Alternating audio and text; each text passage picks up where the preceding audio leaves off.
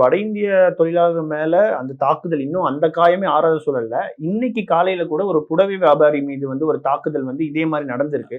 So இதை எப்படி புரிஞ்சுக்கிறது? அவனே நீங்க பாருங்க, டாஸ்மாக் அடிமையா இருப்பான், இல்லைன்னா போதை மருந்துக்கு அடிமையா. இதுல காவல்துறை மற்றும் அரசாங்கத்தினுடைய பொறுப்பு என்ன சார்? அரசாங்கத்துக்கு பொறுப்பை தான் சொல்றாங்க அவங்களுக்கு.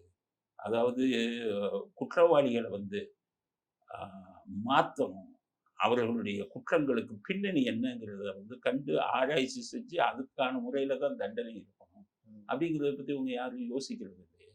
காவல்துறை என்ன பண்ணுவாங்க? காவல்துறை கைகள் கட்டப்பட்டிருக்கு. ஏன்னா காவல்துறை கொஞ்சம் விட்டீங்கன்னா அந்த அஜித் மாதிரி அடிச்சு கொண்டுறான். அவங்க கையில அதிகாரத்தையும் அதிகம் கொடுக்க முடியாது.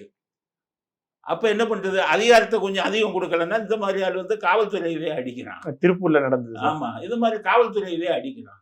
ஸோ பதவியில அதிகாரத்தில் இருக்கக்கூடிய காவல்துறை அதிகாரிகள் கூட இப்ப சிலதெல்லாம் என்கவுண்டர் போடுறாங்கல்ல, அதுக்கெல்லாம் யாரும் கண்டுக்க மாட்டேங்கிறாங்க. ஸோ உங்க கையில அதிகாரம் இருக்குன்னா அதை நீங்க சரியான முறையில நீங்க பயன்படுத்தினாலே இவர்கள் எல்லாம் அடிச்சு கொள்ள வேண்டிய அவசியமே இல்லை. குற்றங்கள் குறையணும் அப்படின்னா கிரிமினாலஜி, பீனாலஜின்னு ரெண்டு இருக்கு. பீனாலஜிங்கிறது தண்டனை சம்பந்தப்பட்டது, கிரிமினாலஜிங்கிறது குற்றவாளிகள் சம்பந்தப்பட்டது.